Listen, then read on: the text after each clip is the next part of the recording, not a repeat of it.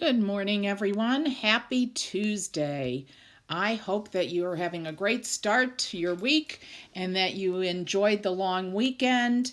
And later today, when we do our Zoom, I'll be looking forward to hearing you share something about your weekend if you'd like.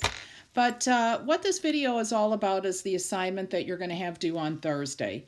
It's part of our new unit. The unit has an awful lot to do with success. But not just success, but successes and failures and challenges that led to those successes. Because as all of you know, the first time we do something, we don't always experience success. So that's what our unit's about. I explained why we're not doing the poetry unit in a post in Classroom from last week, but so if you want to hear about that, you can go back to that post. So why are we looking at vocabulary to start this unit? Vocabulary is really, really important. And all of us can always learn new vocabulary, and it's always helpful to us. It makes us better readers. It makes us better writers. And like the Greek and Latin roots you're working on, there are things that you'll use your entire life. So when you come across words you don't know, especially in context, the vocabulary you know and the way words are broken apart can really help you understand what it is you're reading and make your writing more creative as well, and creative and understandable. So that's why we're looking at vocabulary to start this unit off. The assignment is due Thursday, the 16th of April, so 2 days from now. There are 5 parts to the assignment. They're not real long, and we're going to go through each of them in just a minute. Just remember, please, to hit submit or turn in when your work is done, when you turn it into Classroom. That is a real help, okay? So the assignment is in a classwork section called Success, and then in parentheses CommonLit. So let me go to where the assignment is so we can go through the different parts. So here we go. Okay, so the thing that I really like about this assignment is it's got real specific directions, and for pretty much everything it's got an example for you, so I think that's very helpful. So the directions for this first activity, and actually all the activities are up in the top in a gray box. So for this first activity, you're going to use context clues to try and determine the meaning of each of your new vocabulary words. So it's got 4 steps here for you to do to determine the vocabulary, or the meaning of the vocabulary word. So each word in this activity is going to have a picture. So take a look at the picture, think to yourself, what do you see going on in the picture?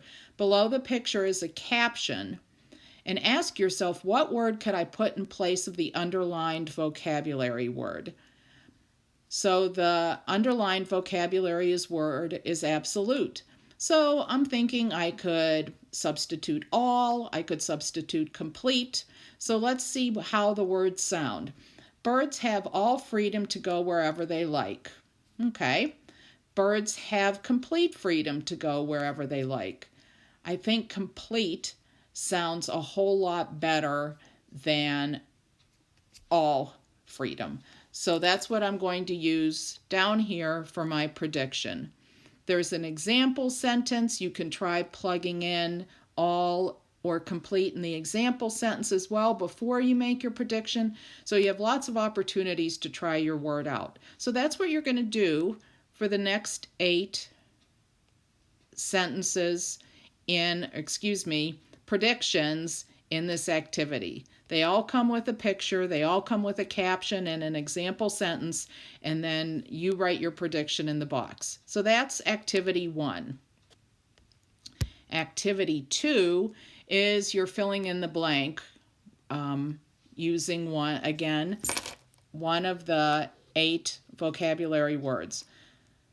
So read the sentence. What word do you think makes sense in the sentence? And then write your answer right here. Okay, fill in the blank sentence. Next one, fill in the blank scenario. So now this time you're going to fill in the blank, but you're also going to give your reasons why you chose that word to complete the sentence. So it's basically, imagine this, providing evidence for your choice. So you'll fill in the blanks using the correct vocabulary to complete each scenario, then explain why that vocabulary word fits best based on context clues provided in the scenario. You may have to change the form of the word to make it make sense in the sentence. So let's look at the example here. Every single day, Brian wakes up at 5 in the morning to take a 10-mile jog. Then he goes to the gym to lift weights. Afterwards, he does 20 laps in the pool. And this is before he goes to practice with the team every afternoon. So Brian is blank about training because. So my answer is relentless. Brian is relentless about training because he is extremely dedicated and exercises all of the time. He runs 10 miles, lifts weights, he lifts weights, swims, and attends practice every day. And notice that my reason is written in a complete sentence. Some of you forgot what complete sentences were from the Governor DeWine activity from last week. Complete sentence begins with a capital letter, ends with some sort of punctuation, and expresses a complete thought. Okay, just a little side note there. Okay, so again, you're going to do that for all 8 of these sentences. Again, if you have to change the form of the word, that's perfectly okay. Activity number 4 is matching. You're matching synonyms with your vocabulary words. And just a reminder, synonyms mean that it's a word with the similar meaning to the vocabulary word. So I always remember synonyms and same, both beginning with S. Okay. And the last activity. Activity 5, application of vocabulary. So answer each question in 1 to 2 complete sentences. Again, complete sentences, capital letter, complete thought, some sort of end punctuation.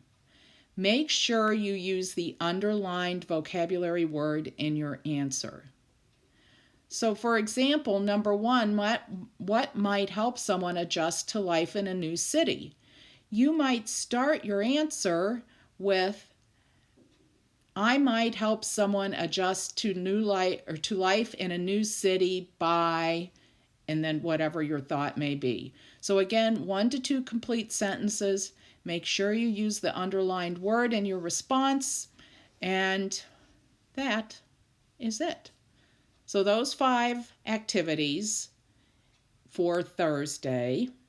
Make sure that you turn in the work in classroom when you're done. If you have a question about anything, please send me an email. I know some of you are really good about that. I noticed that as I've been going through and grading some of your work, some of you have posted private comments with your work. Unfortunately, I don't see those until I go to grade your work. And then you're waiting around to hear from me. Emailing is a much more efficient way to get your answer and get your help. And I love getting your emails, and I love you asking questions. So if you have any questions or concerns about any part of this assignment, please don't hesitate to let me know. So I will see you a little later on during our Zoom sessions. If you've taken a look at this before then, of course you can ask questions then, but have fun with this vocabulary and think about how it's going to help with your reading and writing in the long run. Okay, talk to you later today. Bye.